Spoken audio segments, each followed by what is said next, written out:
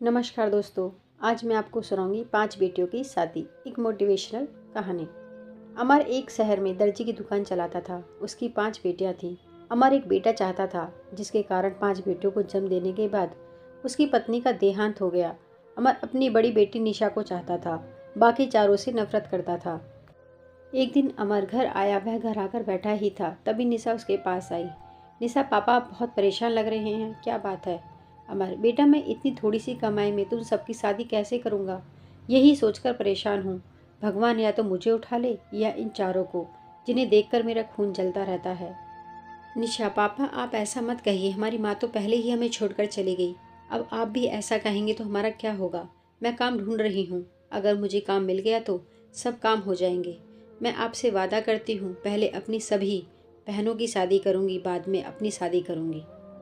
अमर, बेटी मुझे पता है तू बहुत समझदार है, बस तुझे ही देखकर मैं जिंदा हूँ। अमर की चारों लड़कियाँ, सुमन, रश्मि, चंचल और सबसे छोटी भावना, यह सब सुन रही थी। अमर अपने कमरे में चला गया। तब चारों बहनें रोते हुए निशा के पास आई। भावना, दीदी पापा हमें बिल्कुल पसंद नहीं करते, हम कहाँ जाएं? निशा, तुम चारों चुप करो, पापा परेशान है इसलिए ऐसा बोल रहे हैं। भला कोई अपने बच्चों से नफरत करता है? और फिर मैं हूं ना, तुम्हारा ध्यान रखने के लिए। मेरे होते हुए चिंता करने की जरूरत नहीं। चलो जाओ, सो जाओ। चारों अपने कमरे में चली जाती हैं। रात को निशा को नींद नहीं आती। वह बैठकर सोच रही थी कि क्या करें। इसी सोच विचार में रात बीत जाती है।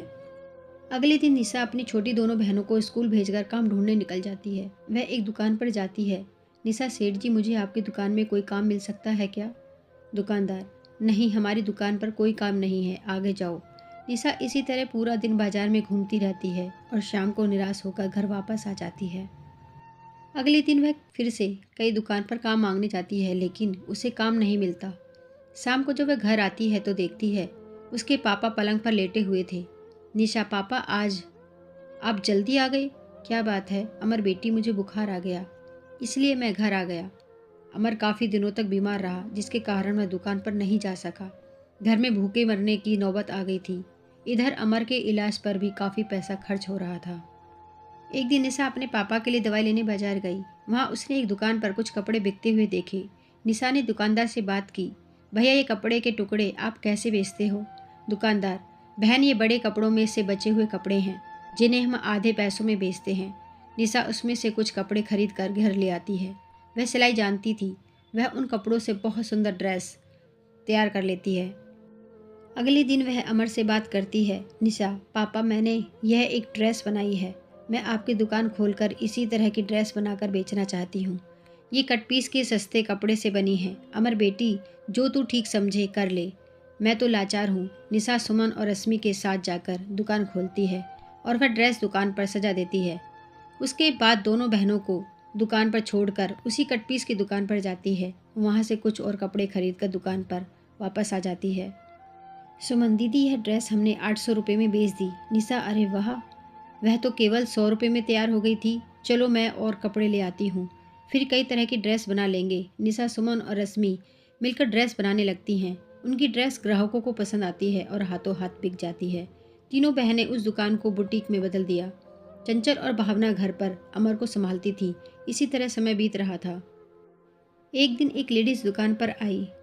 मेरा नाम कोमल है, मैं एक फैशन डिज़ाइनर हूँ। तुम्हारी ड्रेस मुझे पसंद है, मैं चाहती हूँ तुम यह काम आगे बढ़ाओ। इसके लिए मैं तुम्हें 1000 ड्रेस का ऑर्डर दे रही हूँ। यह लो 5 लाख रुपए, इससे फैक्ट्री लगा लो। निशा, लेकिन मैडम हम इतना कैसे कर पाएंगे? लेडीज़, तुम इसकी चिंता मत करो, कल से मेरे ऑफिस से कुछ लोग आएंगे, वे तुम्हारी पूरी फैक्ट्री लगवा देंगे। 15 दिन बाद निशा की फैक्ट्री शुरू हो जाती है। उसे और जगह से भी ऑर्डर मिलने लगते हैं। इधर अमर भी ठीक हो जाता है, वह भी फैक्ट्री संभालने लगता है। कुछ ही समय में उनका व्यापार बहुत बढ़ जाता है। निशा चारों बहनों के लिए अच्छे रिश्ते देखकर उनकी शादी कर देती है। एक दिन अमर निशा का भी रिश्ता पक्का कर देता है। शादी के बाद जब विदाई का समय आता है, अमर, बेटी मुझे माफ़ कर दे, मैं अपनी बच्चों को दिन रात कोसता रहा, लेकिन अगर मेरा बेटा भी होता तो आज मेरे लिए इतना न करता। वह खुशी खुशी निशा को विदा करता है। चारों बहनें शादी के बाद भी बिजनेस को संभालती रहती हैं। इस कहानी से हमें यही शिक्षा मिलती है कि बेटियों को कभी बोझ नहीं समझना चाहिए। धन्यवाद।